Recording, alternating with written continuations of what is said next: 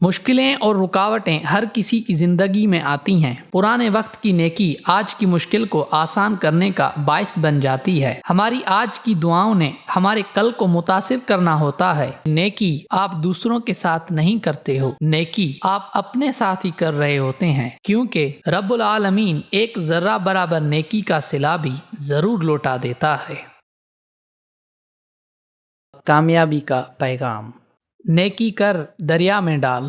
حضرت ابن عمر رضی اللہ تعالی عنہ نے فرمایا کہ رسول اللہ صلی اللہ علیہ وآلہ وسلم نے ارشاد فرمایا کہ سابقہ زمانے میں 3 شخص سفر پر گئے۔ جب رات ہو گئی تو ایک غار میں سونے کو چلے گئے تاکہ بے فکری سے رات گزاریں۔ رات میں ایک بڑا پتھر پہاڑ سے گرا اور اس سے غار کا دروازہ بند ہو گیا، اور ایسا بند ہوا کہ باہر نکلنے کا راستہ نہ رہا۔ اس پتھر کو ہلانا بھی ممکن نہ رہا تھا۔ تب ان تینوں نے آپس میں کہا کہ اس پتھر کو ہٹانے کی بس یہی تدبیر ہے کہ ہم بارگاہ الہی میں دعا کریں اور ہم میں سے ہر شخص اپنی اپنی نیکی کو بارگاہ الہی میں پیش کرے۔ ممکن ہے کہ اس نیکی کے وسیلے سے خداوند ذوالجلال ہماری مشکل کو آسان کر دے۔ چنانچہ ان میں سے ایک نے کہا کہ باری تعالیٰ، تجھ پر روشن ہے کہ میں اپنے ماں باپ سے پہلے اپنے بیوی بچوں کو کھانا نہیں دیتا تھا۔ جب میرے ماں باپ کھانا کھا لیتے تھے تب میرے زن و فرزند کھاتے تھے۔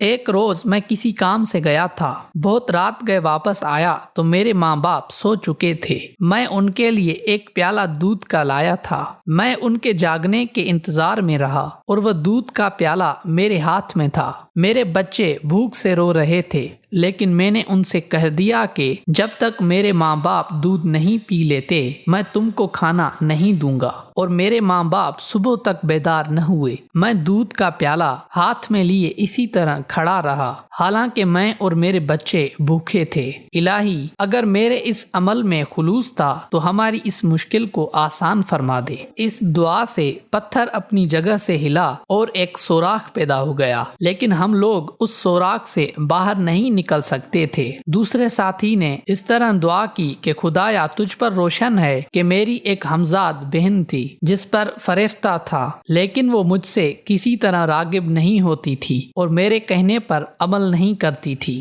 1 سال سخت قحط پڑا، وہ قحط سے عاجز آ گئی۔ وہ میرے پاس آئی، میں نے اس کو 120 دینار دیے اس شرط پر کہ وہ میرا کہنا مان لے۔ جب میں اس کے پاس گیا تو وہ کہنے لگی، کیا تم کو خدا کا خوف نہیں ہے جو تم میری بکارت اس کے حکم کے بغیر زائل کرنا چاہتے ہو؟ میں نے خدا کے خوف سے اس کو چھوڑ دیا اور پھر اس کا قصد نہیں کیا، حالانکہ دنیا میں مجھے اس سے زیادہ کوئی چیز عزیز نہیں تھی۔ یا الہی، اگر میرا یہ فعل تیری رضا کی خاطر تھا تو اس مشکل کو حل فرما دے۔ اس دعا سے اس پتھر نے پھر حرکت کی اور راستہ کچھ اور کشادہ ہو گیا، مگر اب بھی اس سے باہر نکلنا ممکن نہ تھا۔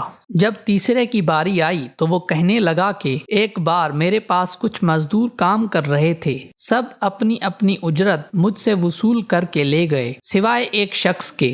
وہ وہاں سے کہیں چلا گیا۔ میں نے اس کی اجرت کی رقم سے بکریاں خرید لیں اور ان بکریوں کی میں نے تجارت شروع کر دی۔ مال بڑھتا گیا۔ ایک عرصہ دراز کے بعد وہ شخص اپنی مزدوری لینے آیا۔ میرے پاس اس وقت اس کے مال میں سے بہت اونٹ، کھچر، بکریاں اور چند غلام تھے۔ میں نے اسے کہا، یہ سب تمہارا مال ہے، اس کو لے لو۔ اس نے کہا، آپ مجھ سے مذاق کیوں کر رہے ہو؟ میں نے کہا، میں مذاق نہیں کر رہا ہوں، یہ تمام مال تمہاری اس رقم سے بڑھا ہے۔ الغرض وہ تمام مال میں نے اس کے حوالے کر دیا اور اپنے پاس اس میں سے کچھ بھی نہیں رکھا۔ الہی، اگر میرا یہ عمل خاص تیرے لیے تھا تو ہماری مشکل آسان فرما دے۔ اس دعا سے وہ پتھر وہاں سے کھسک گیا اور راستہ کشادہ ہو گیا اور تینوں غار سے باہر نکل آئے۔ مشکلیں اور رکاوٹیں ہر کسی کی زندگی میں آتی ہیں۔ پرانے وقت کی نیکی آج کی مشکل کو آسان کرنے کا باعث بن جاتی ہے۔ اللہ تعالیٰ نے ہر شخص کا ایک ایسا اکاؤنٹ بھی کھول رکھا ہے جس میں آپ کی نیکیاں جمع ہوتی جا رہی ہیں۔ سب دعائیں اور التجائیں فوراً منظور نہیں ہوتی، کچھ جمع پونجی کسی اور وقت کے لیے ہوتی ہے۔ کئی نیکیاں تو ہماری آنے والی نسلوں کے لیے راحت کا سامان مہیا کرتی ہیں۔ ہماری آج کی دعاؤں نے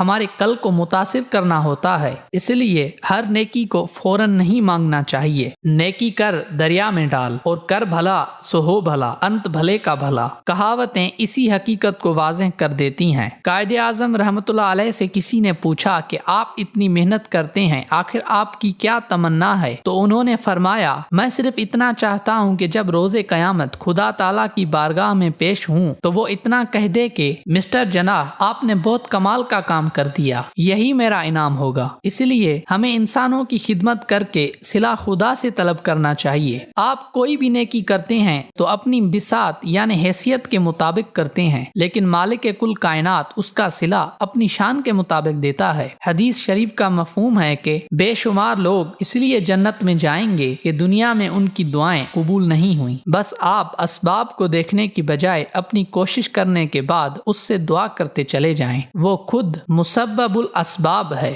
حضرت عیسیٰ علیہ السلام کا فرمان ہے، دعا برابر مانگتے رہا کرو، کیونکہ جو ڈھونڈتا ہے وہ پاتا ہے، جو کھٹکھٹاتا ہے اس کے لیے دروازہ کھل جاتا ہے، اور جو مانگتا ہے اسے ملتا ہے۔ دوستو، ایک بہت اہم راز آپ کو بتاتا چلوں کہ نیکی آپ دوسروں کے ساتھ نہیں کرتے ہو، نیکی آپ اپنے ساتھ ہی کر رہے ہوتے ہیں، کیونکہ رب العالمین ایک ذرہ برابر نیکی کا صلہ بھی ضرور لوٹا دیتا ہے۔